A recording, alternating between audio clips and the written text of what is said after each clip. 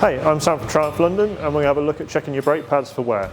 So first of all, we're going to have a look at the rear caliper.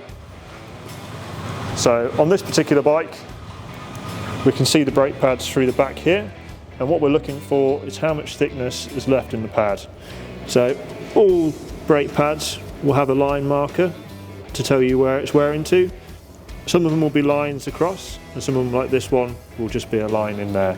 So this one isn't on the wear limit, so on these particular pads the wear limit's 1mm, but it's starting to get that way. So we'd advise the customer that to monitor them, just keep an eye on them and potentially change it at some point soon. Another quick way of checking your pads without actually looking at the caliper is to look at your brake fluid levels. So as your pads wear, your brake fluid levels will start to go down. So we can see on this one that it's starting to go down towards the lower end of the brake fluid reservoir. So again, if you can't get in and have a quick look at the caliper, a good quick check is to see where your brake fluid is.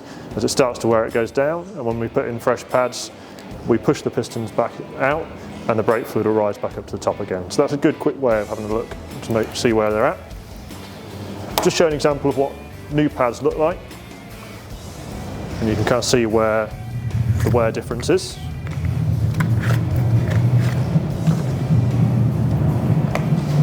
So these are brand new set of pads,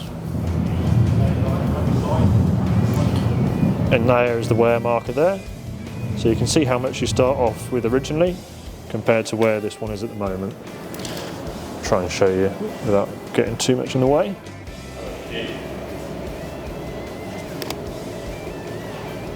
So yeah, these also do have that marker I was saying about before there as well.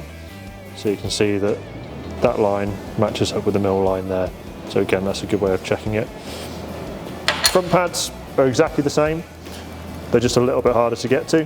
But again, you can check in your master cylinder up here whether the reservoir is starting to go low, and just shine a light in and have a look.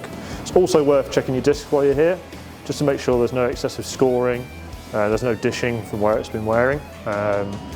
With a scored disc, it is going to make your pads wear a bit quicker, so if you do wear your pads down to the metal back plate, it's going to damage your disc a little bit, and then that's going to cause your next set of pads to wear a bit quicker. So again, it's just worth having a quick look, just making sure there's nothing going on with the disc, and then yeah, check your pads at the same time.